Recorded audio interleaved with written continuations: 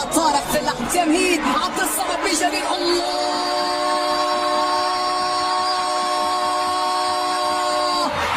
في معقل الكناري. الصوت هو صوت الصوت. عبد الصمد الزلزولي والأروع بطريقة ولا أجمل. يتكتك راح عرضية لا ترسل. سفيان، الكرة من عبد الصمد ما زالت قائمة. هذا الهدف يعطي الكثير من الدفعة الكبيرة بالنسبة للعرضية. ترسل خطيرة راسية. الثاني ومن غيرك سفيان. يا سفيان يا سفيان يا سفيان، إنه الشرارة الأولى لكل خطر، إنه المصدر الأول لكل فرح، إنه سفيان الرحيم. كرة نظف وخطأ كان موجود، وبطاق فرصة الخنوس. الله الأسود تواصل الزئير هنا في ملعب نانت وفي ملعب المغربي. عرضية ترسل، وصلت هذه الكرة من أشرف حكيمي، لكن محاولة قائمة.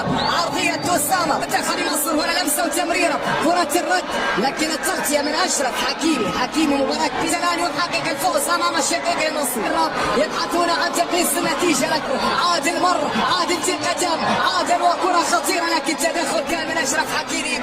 بطاقة صفراء على أشرف حكيمي في الرمي على تنفيذ الركلة الحرة المباشرة. مني على تنفيذ، هنا لمسة مني والتصويب داخل المغربي.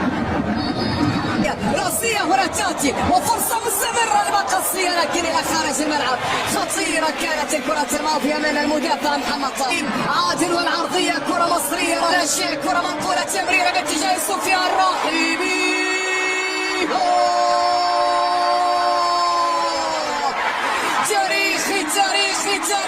تاريخي هذا سفيان، تاريخي للمنتخب. الصمد الزلزولي والتمريرة سفيان رحيمي والعرضية الخامس.